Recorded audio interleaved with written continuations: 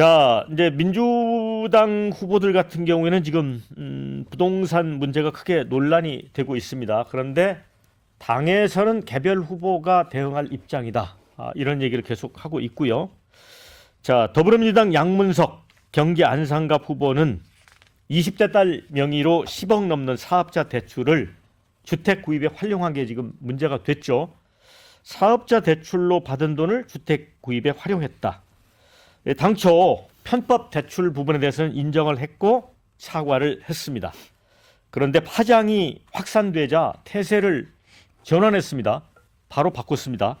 가짜뉴스, 악의적 뉴스, 징벌적 손해배상제를 반드시 국회에 입성하자마자 관철시키겠다. 그러니까 지금 언론의 이런 보도를 양문석 후보 입장에서는 일종의 가짜뉴스로 인식하고 있는 게 아닌가 싶습니다. 자, 새마을금고 측에서 새마을금고에서 제안한 방안이다. 업계의 관행이다. 새마을금고 업계의 관행이다. 이런 주장을 했고요. 또 새마을금고에서 고객 비밀을 누설한 게 아닌가 의심을 갖고 있다고까지 했습니다. 또 우리 가족의 대출로 사기를 당한 피해자가 있나 반문했는데 이 부분 피해자가 과연 없을까? 이런 이제 생각을 들게 만들죠. 한편 양 후보는 또 재산 축소 신고한 정황이 드러나 논란이 되고 있습니다. 이게 보니까 입후보할 때 실거래가와 공시가 지가 중에 높은 걸 하도록 돼 있더라고요. 근데 실거래가로 31억 원을 샀는데 그 낮은 돈으로 신고를 했잖아요. 그게 좀 논란이 되고 있고요. 자, 여권은 이제 파산 공세에 나섰죠. 한동훈 국민의힘 비대위원장은 양 후보 해명에 대해 국민에게 피해준 사기 대출이 맞다. 나를 한동훈을 고소하라. 그래 우리 한번 다퉈보자. 자, 양문석 후보를 둘러싼 논란 어떻게 보십니까? 글쎄요, 이게 이번 선거에 후보들이 이렇게 결정돼서 본선이 진행 중인데 이제 후보들의 도덕성 논란, 재산 형성과 관련된 논란들이 나오는 것도 좀 특이한 양상인 것 같아요. 보통은 이렇게 문제가 있는 것들은 공천 단계에서 걸러지거나 아니면 이제 공천 단계에서 걸러지지 않으면 나중에 선거가 끝난 뒤에 이러저러하게 불거지는데 이게 이제 상호 간에 이제 심판 선거가 되다 보니까 검증도 굉장히 세게 진행이 되는 것 같아요. 그런데다가 이영선 후보인가요? 세종에서 낙마하신 분. 그분 사례가 나오면서 언론들도 아마 후보들의 부동산 투기 여부나 재산 문제에 대한 검증에 들어가는 것 같고 양문석 후보 같은 경우에 이제 전형적인 이 대출 사기에 가깝죠. 본인은 편법 대출일 뿐이다. 업계의 관행이라고 얘기하지만 그게 업계의 관행이면 큰 문제입니다. 새마을금고에서 소상공인들이 몇 천만 원 대출받기도 굉장히 어려워요. 근데 이런 식으로 사실상의 주택담보대출을 변칙적으로 새마을금고가 해주고 있었다라고 하면 이건 금융감독을 세게 받고 수사까지 받아야 되는 사안이라고 보고요. 새마을금고 측의 얘기에 따르면 사업자 대출을 받으면 3개월 이내에 그 지출 증빙을 해야 된다고 합니다. 그렇죠. 양문석 후보가 딸 명의로 뭐 회사 관련된 이런저런 물품을 수억 원어치 샀다라는 허위 서류까지 제출을 해서 증빙을 했다고 해요. 그리고 이제 해외로 어학연수를 갔다고 하는데 이게 사기가 아닌 뭐가 사기입니까? 피해자가 없냐고요? 피해자가 왜 없습니까? 이 대출 못 받는 소상공인들 전부가 피해자이고 금융기관에 대한 우리 국민들의 신뢰가 훼손되는 게 그게 또한 국민적인 피해입니다. 마치 이거는 내 딸이 합격해서 그로 인해서 떨어진 사람이 누구냐라고 얘기했던 조국 혁신당의 조국 대표의 과거 발언을 연상케 하는 이제 그런 식의 내로남불인데요. 이번 선거에서 우리 2040 국민 청년들이 굉장히 의아해하고 있습니다. 어쨌든 공정이라는 굉장히 중요한 사회적 가치에 대해서 많이 실망하고 그것 때문에 등을 돌렸는데 그 대표적인 불공정의 사례인 조국 혁신당이 나와서 저렇게 지지율을 높이고 뭐 비례대표 후보들을 출마시키고 그런데 그 비례대표 1번이 남편이 수십억 원의 그런 전관예우 특혜를 누렸다. 근데 그 후보는 정작 그 정도는 전관예우가 아니다. 전관예우를 하려면 160억은 벌었어야 된다. 이렇게 무슨 저세상 얘기를 하고 있고 제가 보기에는 여러모로 봐도 정상적인 선거가 아닌데 민주당은 그냥 버티게 들어가는 것 같아요. 근데 이런 어떤 불공정, 뭐 아파찬스 이런 문제들이 막판에 이제 표심에 어떻게 작용할지 좀 지켜봐야 될 것 같습니다. 어쨌든 대단한 악재일 수밖에 없다고 봐요. 네, 정 교수님. 예. 뭐 이런 글이 있네요. 일반인들은 이렇게 대출 안 해준다. 그렇죠. 대출 받기가 얼마나 힘듭니까? 그 정말 짱짱한 뭐 삼성전자나 다니면서 또는 그 뭐 아파트 강남에 이런 큰 담보 있으면 모를까. 대부분의 그 소상공인 또는 그 샐러리드맨들은 대출 받는 게 굉장히 그 까다롭고 힘듭니다. 예, 그 상황을 생각하면 양문석이 이렇게 쉽게 얘기할 건 아닌데요. 저는 양문석 사태 때 제가 말씀드렸잖아요. 민주당하고 이재명이 이제 망하고 가고 있다. 왜냐하면 양문석이라는 사람이 이 정돈된 사람이 아니에요. 제가 보기에.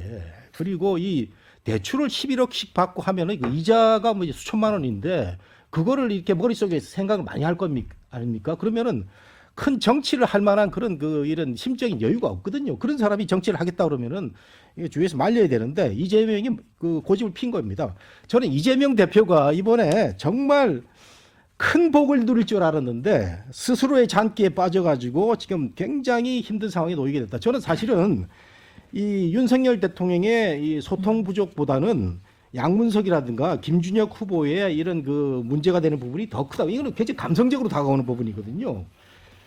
양문석 그 후보는요, 이 부동산권 대출 문제도 뿐만 아니고 제가 알기로 어떤 그 공직에 취업하는데 어떤 그 서류 만드는 데 있어서 편법적인 그런 그 얘기도 있고요.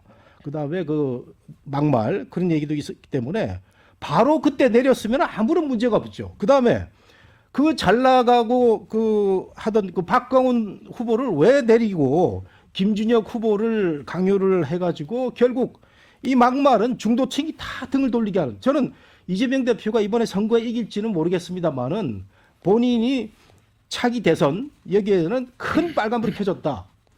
이 전직 국가 원수에 대한 이 사학자답지 않은 막말을 함부로 내뱉은 이런 김준혁 후보도 있고요. 그 다음에 동작에 보면은 그 이수진 그 의원이 나름 그 뭐 구설수도 있지만 나경원 전 의원하고 이렇게 쌍벽을 이루면서 잘 나왔단 말이지, 지지율이. 잘 나왔는데 이 사람 강제로 내리고 류삼영을 박았는데 결국은 효과가 좋다.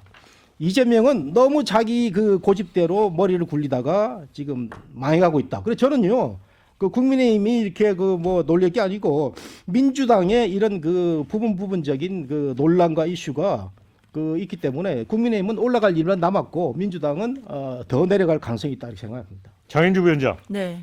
사실은 이게 지금 재산 축소 신고 정황 부분 같은 경우는 나중에 그 선거법 위반으로 네. 당선이 된 이후에도 사실 문제가 될 수도 있잖아요. 그런데 당의 입장은 이거 개별 후보의 이슈기 때문에 네. 후보한테 물어라고 어제도 대변인이 그렇게 얘기를 하거든요. 그러니까 일단 당에서는 뭐 이게 중앙당 차원에서 아무 문제가 아니다 이런 취지는 아닐 겁니다. 다만 당에서도 굉장히 지금 조심스럽고 또 신중하게 접근을 하고 있다라는 말씀을 드려야 될 것 같은 게 이 부분이 특히 이제 이 대출 자체가 편법이냐 아니면 정말 불법성이 있었느냐 이런 부분에 대한 또 사실관계가 좀 드러나야 될 것 같긴 합니다. 물론 여러 가지 정황들은 보도를 통해 지금 나오고 있지만 일단 오늘부터 새마을금고 중앙회에서 현장 점검을 한다라고 했거든요. 그러면 사실 이 조사라는 게 그렇게 복잡할 것 같지는 않습니다. 어차피 그 당시에 양문석 후보 측에서 냈던 서류들이 있을 거고 그 서류들을 점검해 본다라고 한다면 뭐 사실상 이게 불법이었는지 또는 편법이었는지는 금방 나올 수 있는 부분이 있다고 생각하거든요. 그러니까 그런 상황들을 지금 나오는 것들을 좀 지켜보면서 당에서도 뭐 입장을 정리해야 되는 부분들이 있기 때문에 지금으로서는 좀 낮은 자세로 이 상황을 보고 있다라는 게 맞는 것 같고요.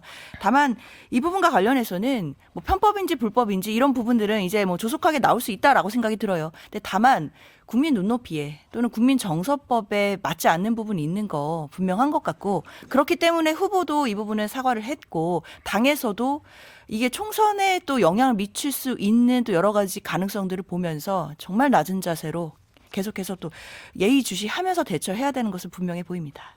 네. 댓글 중에 모든 후보자들 전수조사하자 이런 의견도 있고요. 이제 불통과 관련한 언급이 있습니다. 그런데 제가 댓글 지금 소개하면서 네. 불통 그러면 항상 윤석열 대통령이었는데 오늘은 이제 이분의 이름이 나옵니다. 이재명 민주당 대표도 불통이다. 이런 의견이 나오고 있습니다. 정광기 대변인. 세 분이 양문석 후보와 관련해서 뭐 사실관계에 기반해서 다 좋은 말씀 해주셔갖고 저는 몇 가지만 좀 추가를 하도록 하겠습니다. 이분이 우리가 이 민주당 후보 얘기할 때 내로남불, 뭐 표리부동 이런 얘기 많이 하잖아요. 이거의 또 전형적인 사례입니다. 왜냐하면 대출 받기 전에는 그때 이제 부동산 가격이 막 폭등하고 하니까 정부가 15억 이상 고가 주택에 대해서는 아예 대출을 못하도록 했잖아요. 그러니까 금융을 옥죄해서 대출을 못하게 해야 부동산값 잡을 수 있다 이렇게 얘기를 했는데 본인은 뭐 편법성 또 사기에 가까운 행위를 통해서 11억이라는 거액의 대출을 받았고요. 그 이후에 방송에 나와서는 금융 규제 풀어줘야 된다고 이렇게 얘기를 한 경험이 있습니다. 그러니까 그걸 보면서 야, 이분이 자기의 이해관계에 따라서 우리 사회적인 현상을 보는 관점이 얼마나 달라질 수 있느냐 이것에 대해서 놀라지 않을 수 없고요. 또 하나는 민주당의 문제를 지적하고 싶습니다. 아마 민주당이 이제 9일 후면 총선이 이루어지잖아요. 9일만 버티면 양문석 후보는 안산갑에서 금배지 달 수 있을 것이다 라고 생각할 겁니다. 양문석 후보 개인이 아마 그 생각 가장 더 치열하게 하겠죠. 그리고 당선이 되면 아까 얘기하신 것처럼 선거법 위반이 될 수 있다고 했는데 당선 무효가 될 거냐? 아마 4년이라는 시간 동안에 선거법 관련 소송을 하겠죠. 황운하 의원 같은 경우에도 4년 다 보내면서 지금 그 의원직을 유지하고 있는 것 아닙니까? 양문석 의원도 그런 전례들을 충분히 봤기 때문에 지금의 오는 소나기는 내가 잠시 피해가면 얼마든지 피할 수 있다 이렇게 생각할 겁니다. 그래서 저는 안산갑에 있는 그 많은 유권자분들이 여기가 원래 전해철 의원이 사선을 했던 곳이에요. 전해철 의원이 이재명 당대표와 경기지사 시절에 경쟁 관계에 있었기 때문에 아마 비명으로 찍혀서 이번에 공천을 받지 못했을 거라고 생각하는 분들이 많을 겁니다. 전해철 의원을 찍어내고 새로 넣은 이 양문석 후보라는 분이 안산갑을 위해서 전해철 의원보다 훨씬 더 기여할 수 있을 거라고 생각하는지 묻지 않을 수가 없습니다. 네, 댓글 읽어드리겠습니다. 유튜브에 나와서 이재명 대표 찬양하면 공천 받는 민주당 이런 의견이 있고요. 양문석 후보 때문에 민주당 망한다 이런 글도 있습니다. 피해자만 없으면 되는 겁니까? 생각하는 자체가 어이가 없습니다. 이런 의견. 창피한 줄 모르네. 양 후보 사람 때문에 진짜 대출이 필요한 사람이 못 받은 것이다. 징벌적 손해배상제 만들겠다는 거 저 무시무시한 협박입니다. 선거 얼마 안 남았는데 지역구민 정말 혼란스럽게 합니다. 이런 의견이 있습니다.